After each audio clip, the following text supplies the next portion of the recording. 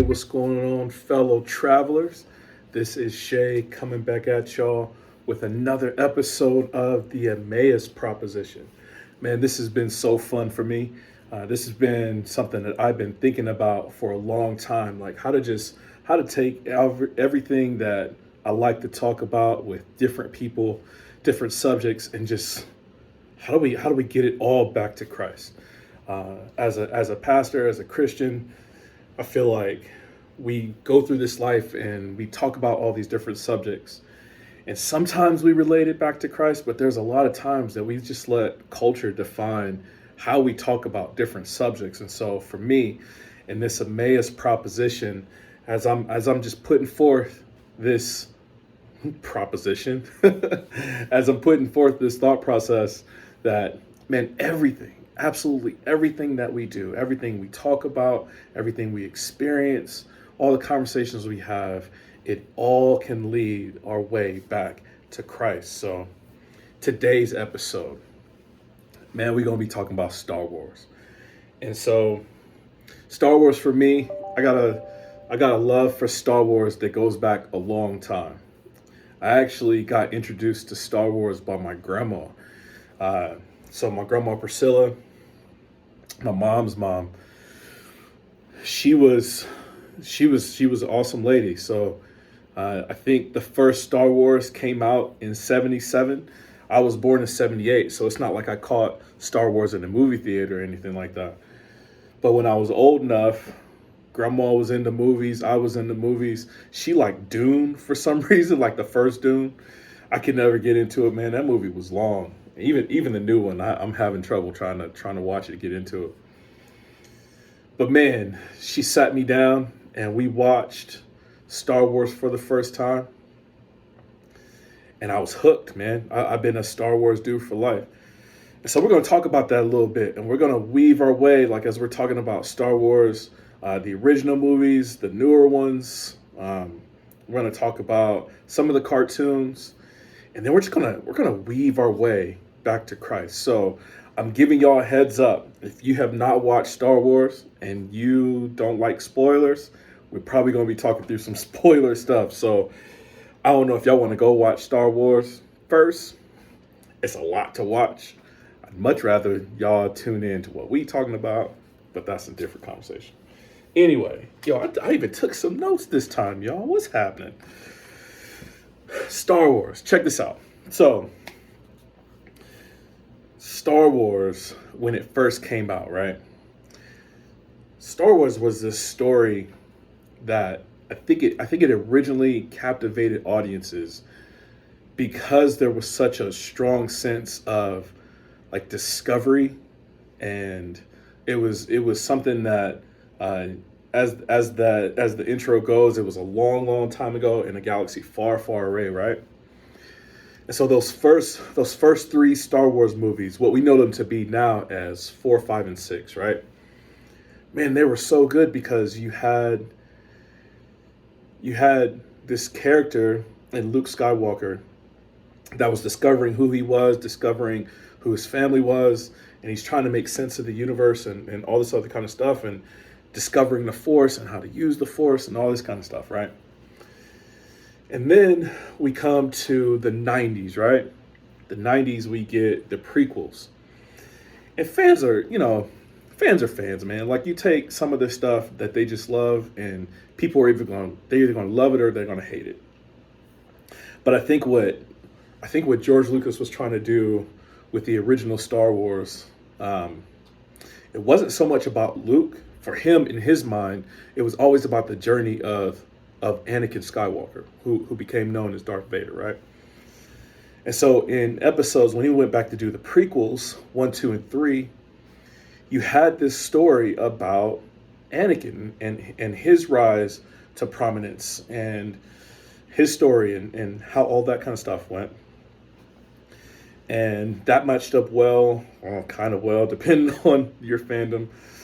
That kind of matched up with, it kind of rolled into 4, 5, and 6. And so you had this generational Skywalker story, right? So you had Anakin Skywalker, and then you had Luke Skywalker, and their storyline and everything else. And then from there, for a long time, the movies, it was kind of a wrap. Like the only thing we started to have was books. And I didn't really get into the books until me and my wife were married for a few years. So it was in like the 2000s. But man, if y'all have never gone back and read the expanded universe, they had tons of books, man. It was tons of source material. Man, you had Luke and Leia. They were struggling, trying to figure out who they were as Skywalkers. You had like the reign of Darth Vader, and how the galaxy just started to fear him. He's just going ape, killing people and just being this terror for the galaxy, right? You had Palpatine, that whole storyline. You had people that went back. So you had authors like Timothy Zahn that would go through and they would write about like the cantina scene, like the famous cantina scene that we only got a little bit of snippet on Tatooine when they were in the cantina, but they went back and wrote books from like different people's perspectives within the books. Man, you had like Thrawn, you had the X-Wing trilogy, you had some Lando stuff in there. Right, the lone black dude in Star Wars. They explored his story, and so you got like further and further progressively down the line, right? And it was cool because almost every Christmas and birthday I was getting books, and so I'm reading them. Shout out to my wife, thank you so much. I'm just pouring through it because the storylines were so good, right? They got so far into the storyline that Luke had a son. Han and Leia had 3 kids. 2 of them died. One of them had to kill the other one. Like, it was crazy. Chewbacca died. Like, yo, man, in that expanded universe, the way they killed off Chewbacca, man, it was epic.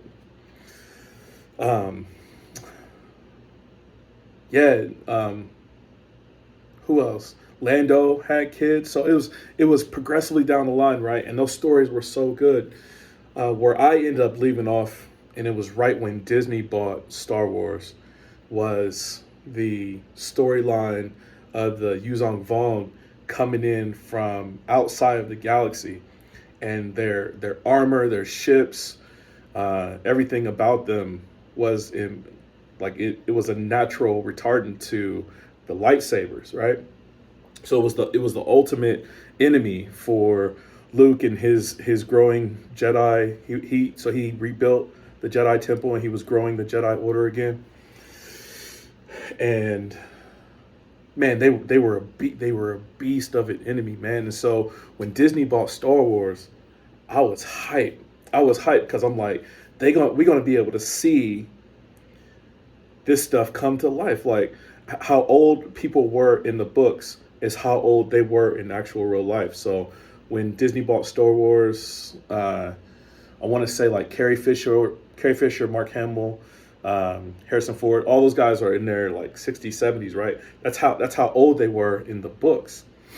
I think that's how old they are. Please don't take offense if that's not how old they are.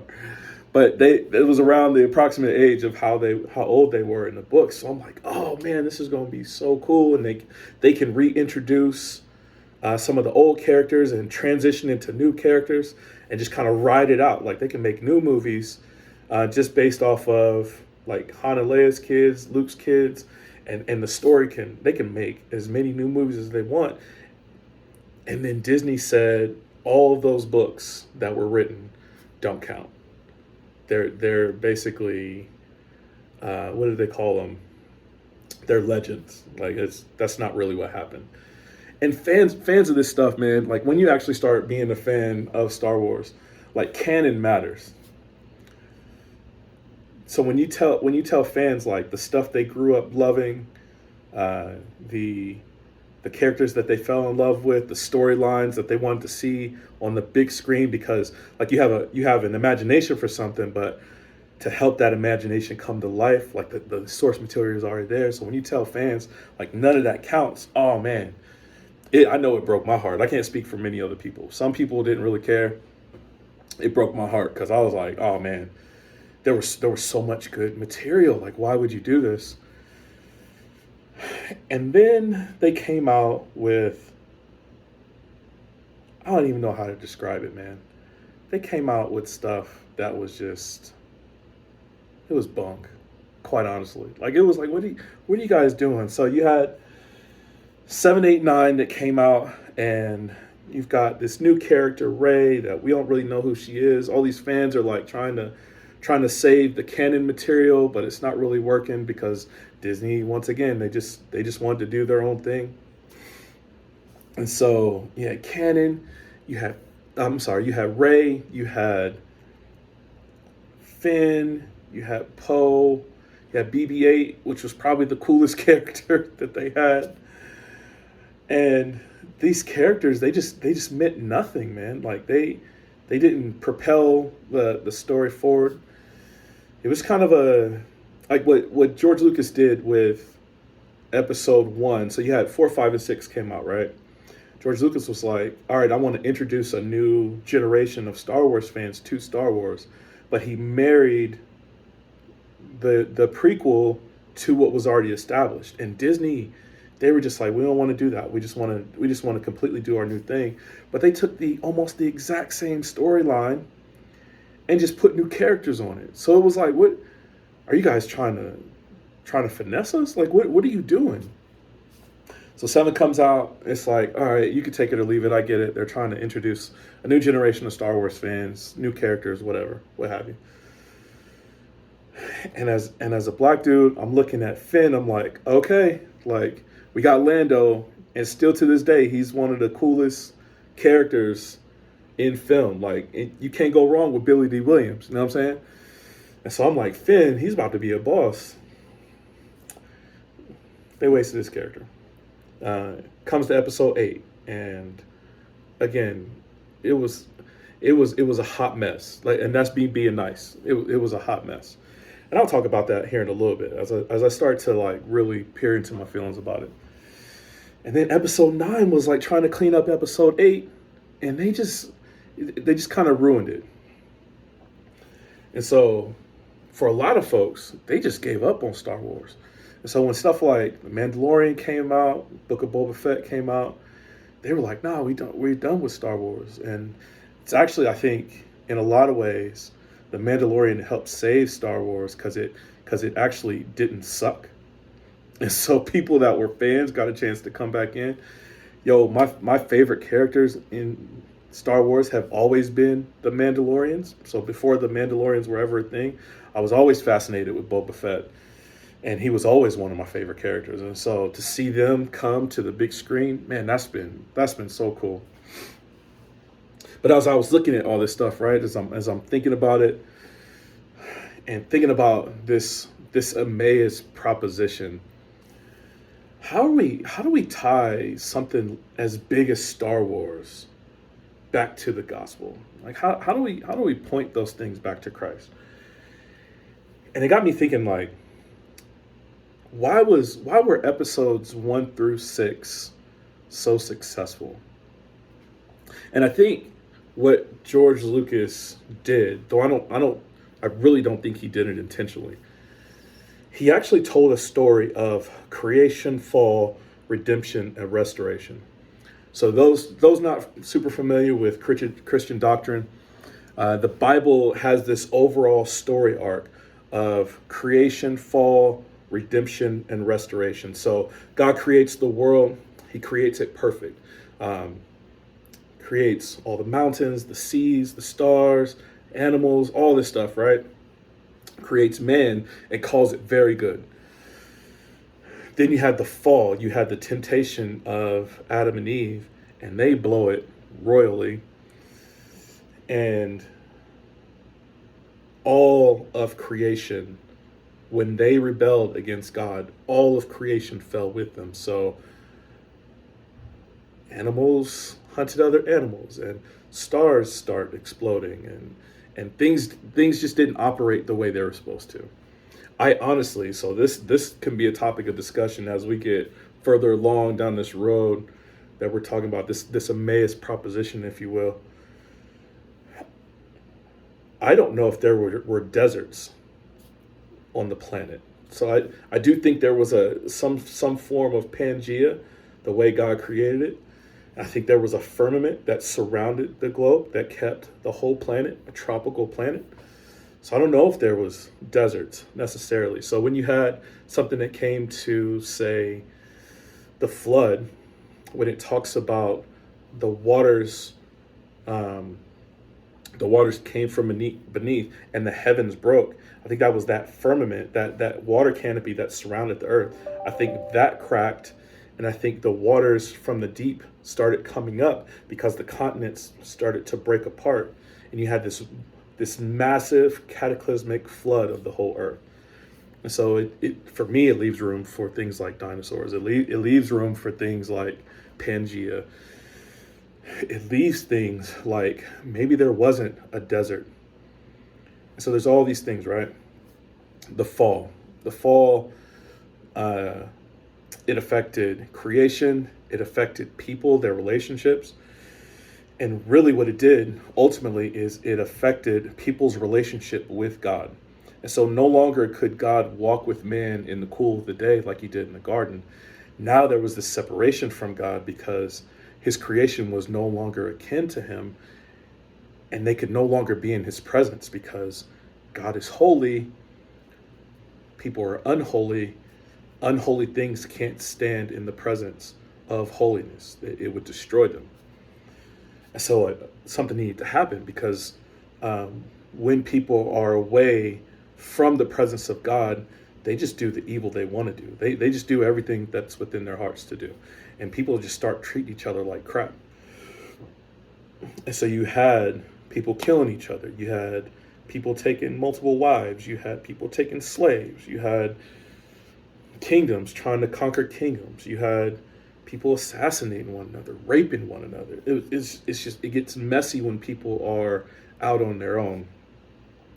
And so we needed to get back into the presence of God. And so that's where Christ comes in. Christ comes, he is God, he's one with God, three persons of the Trinity. They are all God, but they're not all each other. So, yeah, we have the Trinity. And Jesus comes, second person of the Trinity. He comes and he says, man, you guys are so far removed from God. I need to bring you back into God's presence, but I can't do that unless I pay the penalty that you guys have been stacking up since back in the garden. And so Jesus comes. God had set up a law on how to get back into his presence that people, it was impossible for them to follow because we were broken. It's impossible for them to follow perfection to get back into the presence of God. So God sends Jesus. Jesus voluntarily comes. He lives this perfect life according to the law that God set up. And then he dies. He's put to death, even though he hadn't done nothing wrong to anyone. He's put to death so that he can pay this penalty that we had been racking up since the garden. Dies upon the cross, horrific death. That's where we get our redemption. That's where we get back into the presence of God, right? That's where our debt is wiped clean. But not only did Jesus die, not only did he live this perfect life, not only did he die, he also rose again from the grave. And went with this resurrection that he rose from the grave 3 days after his death, we see God promising this restoration that all things that are dead and dying will come back to the newness of life. So creation, fall, redemption, restoration. I think George Lucas accidentally told that story within the Star Wars universe, especially when you look at the life of Darth Vader, right? So you had episode 1 where we're introduced to Anakin and his mom says, I don't know who the father is. The Force just kind of gave him to me. So you have this story of creation, and then as he grows up, you start to see like, yes, this dude has skills, this dude has ability, he has potential.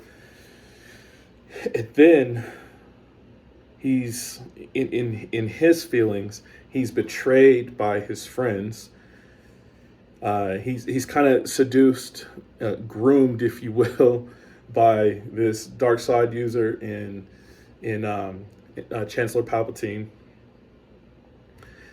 And so you have his fall. You see him in episode 3. Episode 2, he's kind of dwindling. Episode 3, he just does a hard fall. He turns into a Sith. He goes the opposite for everything he used to stand for. He's killing children. He is killing anybody who his sights are set on, and just causing this reign of terror. So you saw his creation in episode 1. You see his fall in episode 3. And then in episode 6,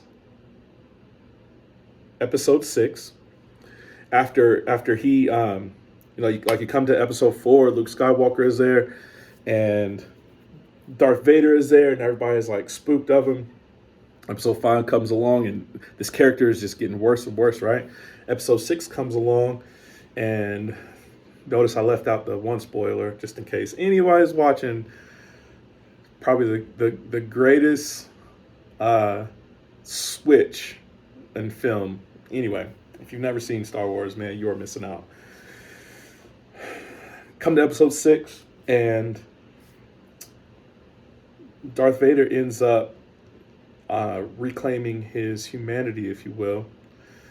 And you have this story of redemption. Like, he ends up killing his old master, who's been getting him to do these horrific things for years.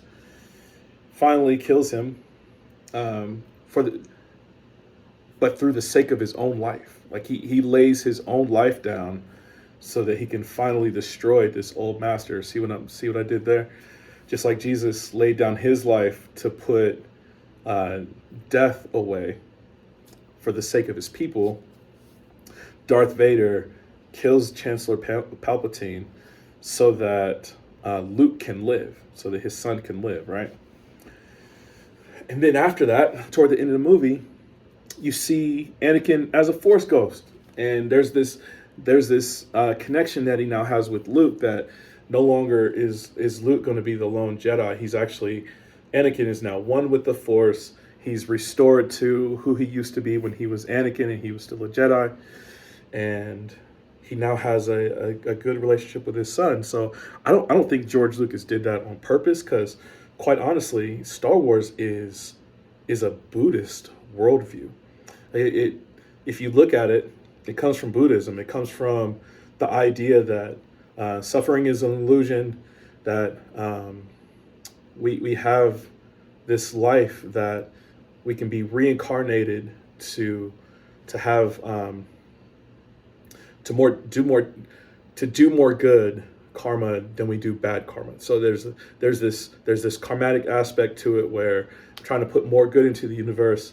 The more good I put into the universe, the less chances that I'm going to be on this recreation wheel for infinity.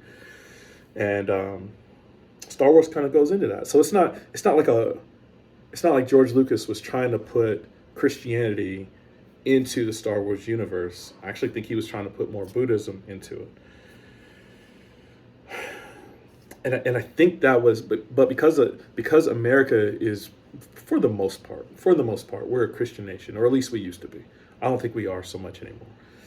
But I think the success of Star Wars was because people, though they might not have seen it, they intuitively knew that this Christ-like story was going on in the background. I think that's why it was so successful. I think that was the formula of success that they forgot about. Actually, I think a lot of movies follow this Christ-like form of success, this underarching storyline. I think Lord of the Rings did it. I think that's why that was so successful. Star Wars, I think they did it at first. There's a lot of movies, even some of the Marvel movies, when you look at how, like when Iron Man, him sacrificing himself for the sake of everyone else, that's a Christ-like storyline that usually really works. Like people intuitively, because our hearts are geared toward God, we intuitively know that we want to hear that story. And so I think that was the success of Star Wars. episodes 1 through 6. And then we get through the garbage of 7 through 9. And you can tell by the way that these stories were written that they did not have that story arc underneath their writing. And so as you get into, so the prequels had some politics in it, right? There was some politics that was in episodes 1 through 3, but it was mostly democracy versus imperialism. So it was like we can look at that and say, well, yeah, like we live in a democratic country, or at least we think we live in a democratic country.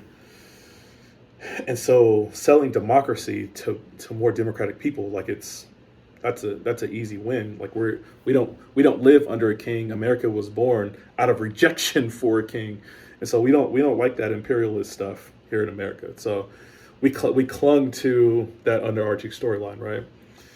But what 7, 8, 9 did, they started interjecting some politics that kind of went against some of that Christian ideology. And so you had these weird storylines that would pop up, like feminism was really hard.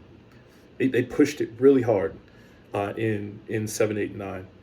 You had this because people have a problem with the patriarchy. You start to see like down with the patriarchy kind of undertones. You had some homosexual activity in there, and I think they just they took what was once like we had this sense of common values as Americans, and because we are now in a political sphere where people are they're mismatched in their political ideologies, they decided to input a particular worldview that was different from the worldview of 1 through 6. Much more liberal worldview, right? And it was weird. Like you had weird stuff like, and I'm old school. Like yeah, I think traditional values work, and so I think men are designed by nature, like the way God created us, with a bigger physique, with we just got like this testosterone that we just fight. Like I look at my sons and they just want to wrestle. Like they're like, let's spend some boy time. I was like, what does that mean? Come tackle me. I'm like, okay. We just got this testosterone that we have to deal with, right? But in the movie, because they were pushing like this feminist ideology so hard, Finn was like a chump. Through all 3 movies, Finn was just like, what is his character doing? And I know the actor who played that role, I know he wasn't pleased with that, but they made his character almost a throwaway character. So much so, there's one scene where he's getting ready to sacrifice himself so that he can save everyone else, right? Like this would have been his redemptive story. This would have redeemed his character throughout all the movies, and he would have been like a hero, like he would have been a person that people celebrated, kind of thing. So he's driving this speeder-like thing, and he's getting ready to crash into these AT-AT walkers. And out of nowhere, his girlfriend comes through and swipes his speeder to save him.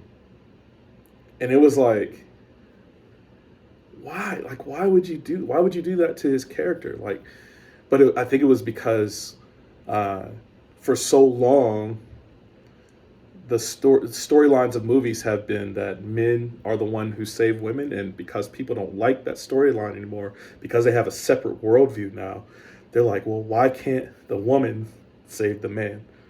But it kind of ruined his character almost, at least for me. And then you had some weird sexual tension, like, so they brought Lando into 7, 8, 9, specifically 9, I think it was, and he was like a weird pervert, man. Like he was talking to this girl, this former stormtrooper that was young enough to be like his granddaughter, and he's looking at her like he does his old Billy D. Williams moves on her, but it just looks pervy. Like so, it was there was certain stuff that was just a turnoff. Um, Outside of Han Solo dying, there was no other consequences for the movie. So as you looked at um, people that should have died throughout the course of the movie because they were putting themselves in weird positions, and the scene would show them dying, but then they'd be alive the next scene. So they did that with Captain Phasma. They did that with uh, they did it, and it was the worst offense. It's probably there's only two times I've ever almost walked out of a movie, and when they made Leia into like some kind of space poppins, where she gets sucked out into the vacuum of space. She's crystallizing because there's no heat out in space, and the cinematography of it was actually really cool. Like they showed her crystallizing. It was a beautiful scene. It was right after she had actually just died in real life. So in my thinking as I'm watching, I'm like, oh man, like what a perfect send off.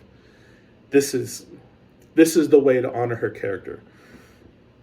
Man, why they make that chick fly back into the spaceship under her own power? Like it was just weird. Like so Leia, because they had done away with all the source information, Leia really didn't have any Jedi training. How is she just making herself fly? Anyway, almost walked out.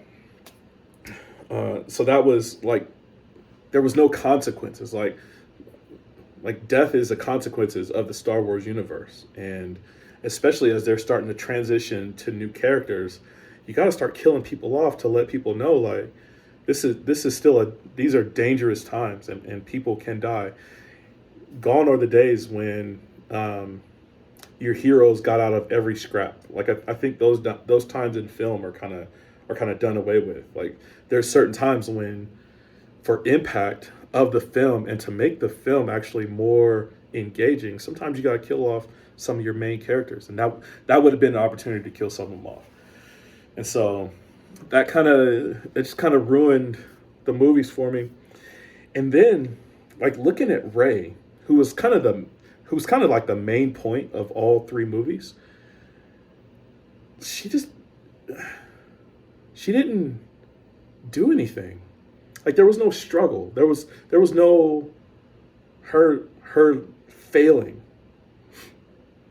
We know that through life, nothing just comes by nature. We have to struggle to learn everything. And so but they wrote her in a way that every time she was faced with a new challenge, she just mastered it like right off the bat. And so there was no story arc behind it. There was no falling in love with the character. There was no endearing us to the character. And matter of fact, one of the best scenes in Star Wars that I was kind of hoping that they would have just done, they had this vision where she almost turned into a Sith, which is basically just another throwback to the original movies. But they, whatever. That would have done more with that character than anything else they did with that character. And it was just for people that have been waiting for a few decades to see Star Wars come back into like mainstream big screen film. It was kind of a waste, man. Like 7, 8, 9. It was just a waste. So it's challenging. It's challenging to watch, and I think the reason it was challenging to watch is because within that worldview it's kind of counter Christian, it's countercultural, it's pushing this agenda that Disney has kind of proven that they would rather gravitate toward. They just kind of ruined the whole thing. Like it's not as engaging as it used to be. And not only that, so there's all kind of worldviews that are going on within Star Wars, right? And you have this struggle between Jedi and Sith and their ideologies and stuff like that. And you could really see the ideology, especially of today's incoming worldview, juxtaposed with the previous worldview. And so with the Jedi, right, they had their motto. Their motto was, there is no emotion, there's peace. There's no ignorance, there's knowledge. There's no passion, there's serenity. There's no chaos, there's harmony. There's no death, there's the force. So with the previous worldview, and this wasn't necessarily a Christian worldview, I think it was like more of that Buddhism worldview, right?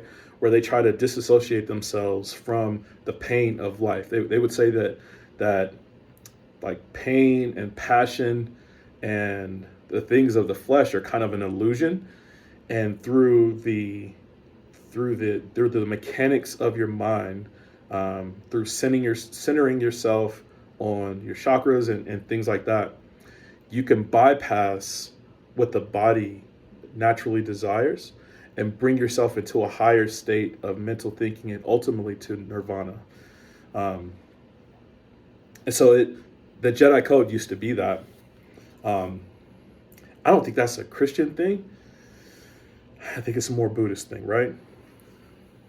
But I would put that as that was the good guys. Like that was when people think of they would think of emotion, and they were like, well, I'd rather have peace than be emotional all the time, or I don't want to just live in ignorance. I want to live in knowledge. Or if I'm always passionate about something, that means I'm not serene. So there was this push, I think, toward a more peaceful lifestyle.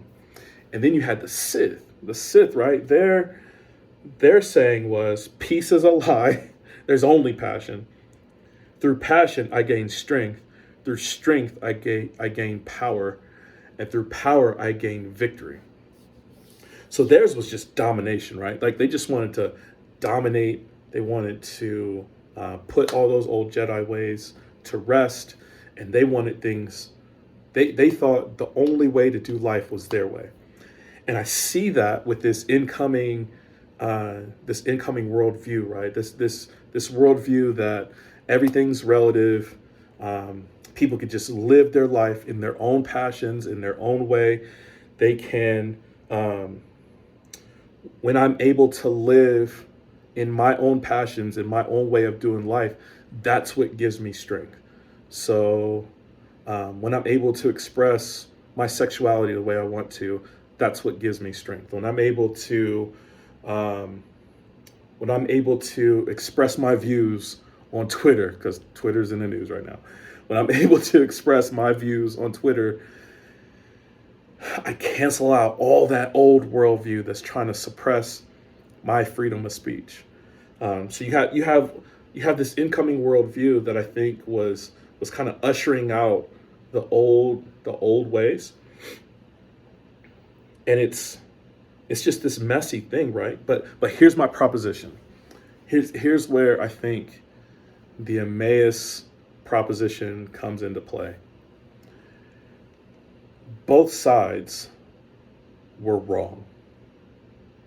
So for the Jedi, they were wrong in that they were trying to suppress who they were as human beings, to try to live a life that was like stoic, emotionless, just kind of business, without any kind of like zeal for life. Like they couldn't get married, they couldn't fall in love. Like they were just very like monk-like. And I think what we see in real life, like this is a real life statement. I think what we see in real life is when we have these people that you tell them they have to be passionless, emotionless, they have to be serene all the time, that they can't struggle with anything. I think that's how you end up with crazy people that are in church, that are having inappropriate relationships. So you have Catholic Church that's fallen into that. You have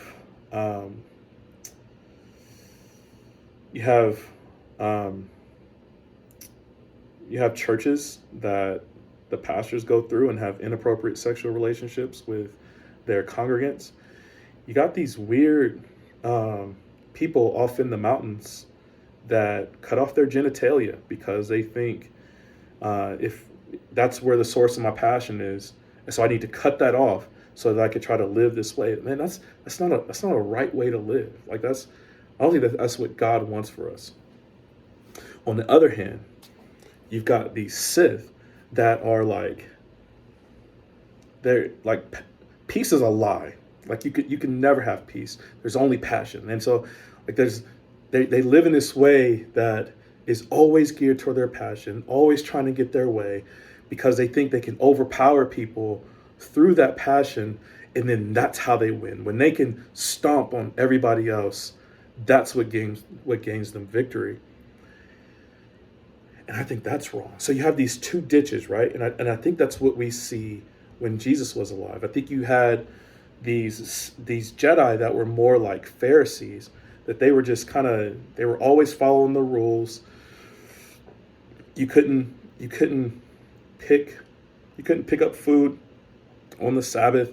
Very letter of the law without having any of the spirit of the law kind of people, right? And then you had these Sith kind of people in the Bible where they were like the Barabbas, where when Jesus is before Pontius Pilate, and you have Jesus and you have Barabbas. Barabbas was just a straight up like domestic terrorist. He was out there thieving. He was out there killing. He was leading revolts that was against the Romans. That's not a way to live either. And that's where Jesus comes with a new way. Jesus, I think through the gospel, is saying the only way to overcome these two ditches that we have is to place our faith and trust in Christ. Jesus never asks us to shut off our emotions. He actually says live in them. He never condemns us for our ignorance. He gives us space to learn things. He never tells us to be passionless. He actually wants us to be passionate. There's a lot of people that would say it's a sin to get angry. And the Bible says, no, it's not. Jesus says, be angry, but don't sin. There's a separation between the two. In fact, we see Jesus getting angry as he's walking into the temple and he sees money changers out there pimping the crowd and skimming some off the top. He goes and flips their tables over. One passage says that he braids a whip together and he beats them out of the temple with a whip. Some people would say that Jesus is this hippie dude that's like pouncing through the fields with flowers in his hair, hugging trees and kissing baby deer. And when you look at Jesus and when you look at his return and the bloodiness of that scene in his return, and he's pulling a sword out of his mouth and he's killing people with it, and his robes are drenched in blood. That's not Bambi kissing Jesus. That's a man that's coming through. So it's not the Jedi way. People would say Jesus is a Jedi. I would say no, I don't think he is. Then you've got this way of living that's just antithetical to anything that's kind of right with the world. Of course, peace is not a lie. We can have peace. Jesus said we can have peace through him. Of course we can have our passions. Of course we can gain strength, but when we gain strength, it's because we understand that when we're weak is when Christ provides a strength within us. The power that we gain is not through our own white knuckling in this life. It's actually through trusting in Christ, believing in the cross, believing what Christ did on the cross on our behalf, and believing that 3 days later he rose again, so that the power that rose him from the grave gives us power over the sin and death and crud that we get ourselves into. I think, this is my proposition, I think if Disney had stayed with the storyline of like kind of like Christian undertones. And really, I would propose this to all of American culture. I think if we would stick with the storyline that Jesus is greater than all this other stuff, I think our culture would be better than what it is right now. As of right now, we got Johnny Depp and Amber Heard, and they're giggling about how they slap each other and how there's human poop on the bed, and about popping pills and smoking weed and drinking at the first thing in the morning. And we think it's funny. Like we find entertainment in that crowd. This can't be the better way. The Emmaus proposition says Jesus is the better way. And even in Star Wars, we can see it. That if the success that Star Wars had at the very beginning is because it told this underarching story arc that was actually Christian in nature, that was a success. When we move away from the things that are successful, we see that they fail. I think that the biggest thing that we can do is come back to the way that God has us living out this life. But that's the conversation for now. I would love to hear what y'all think about this. I am not one of those Star Wars fans that can like speak Wookiee or can pronounce all the names of the planets wrong, or that can pronounce the name of the planets in the right way. But I love talking about it. I love the movies, at least I used to. So looking forward to some of the things they're going to do, like with the High Republic. I'm thinking that's going to be awesome. When the major reason why I want a PS5 is so I can play Knights of the Old Republic. Like I'm so looking forward to that, y'all. But I'd love to hear what y'all have to say about this conversation. Come back at me, let me know. If you'd like me to talk about something in particular, let me know on that. But the Emmaus proposition is that Christ has a better way.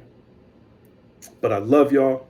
Hope y'all enjoyed the episode. I will see y'all next time. For those of you who are on YouTube, if you're listening on the podcast, man, y'all please reach out to me. I'd love to hear from you, what you think about this, what topics you think we could cover, and maybe check me out on the cross platforms that I'm on. But until next time, love y'all. Grace and peace.